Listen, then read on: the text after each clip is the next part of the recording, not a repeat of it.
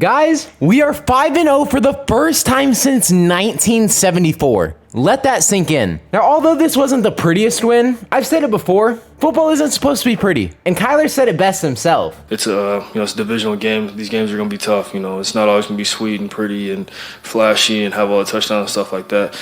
You kind of got to capitalize when you can. That's a great team over there.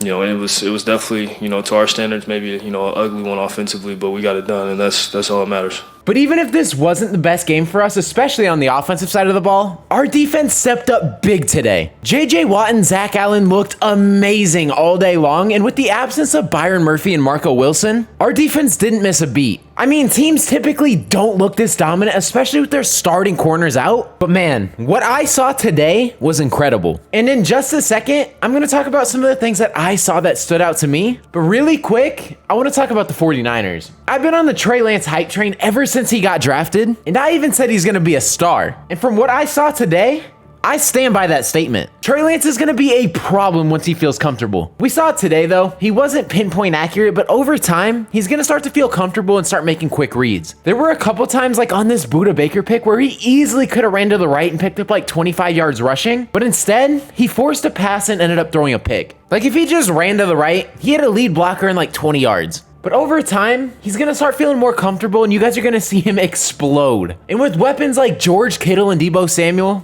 oh my goodness. Like, I'm a Cardinals fan, and I hate to say it, but your guys' future is amazing. And then you guys pair this offense with the defense you have. Oh my God! Like, if you guys get one more starting caliber receiver and a starting corner, your guys' team is going to be filthy. But enough talking about the 49ers. Let's talk about our Arizona Cardinals. I want to go over a couple things that I saw in today's game that stood out to me. First things first, J.J. Watt played his best game in a Cardinals jersey. Like, hands down, this was his best performance so far through 5 weeks. And although it didn't result in sacks, he made his presence known from the very start. From getting pressure on the quarterback to stuffing runs, J.J. Watt was doing everything, and if he plays like this all year long, it's going to be hard for teams to do anything offensively. And the second player I want to talk about on defense is Zac Allen. This honestly might have been Zac Allen's best game as a Cardinals. He finished with 5 tackles and he even had a sack. Zac Allen's basically been riddled by injuries his entire NFL career, but if he can stay healthy, he's going to be a really solid piece for us, especially when he has J.J. Watt and Chandler Jones on the line with him. And the final player I'm going to talk about on the defensive side of the ball is Isaiah Simmons. Simmons finished the day with 3 tackles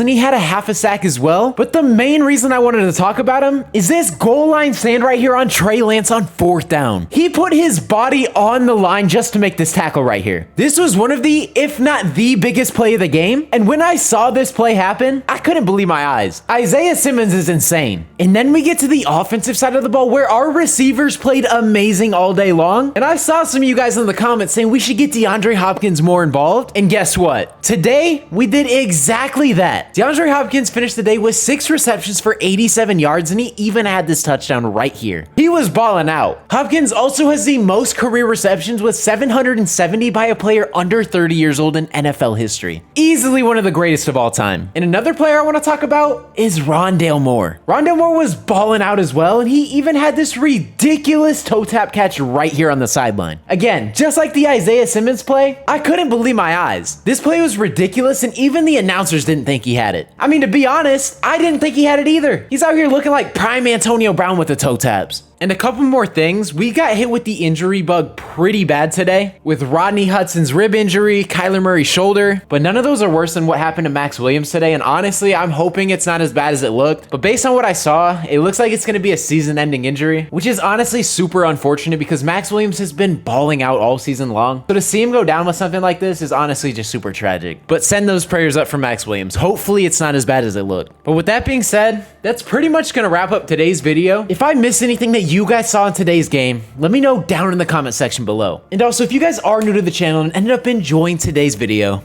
consider hitting that subscribe button. I post NFL and NBA content, so if you're a fan of either of those or both of those, this is the perfect channel for you. But like I said, that's all I got for today's video. Hopefully you guys did enjoy. It's been your boy Mythic. Peace out.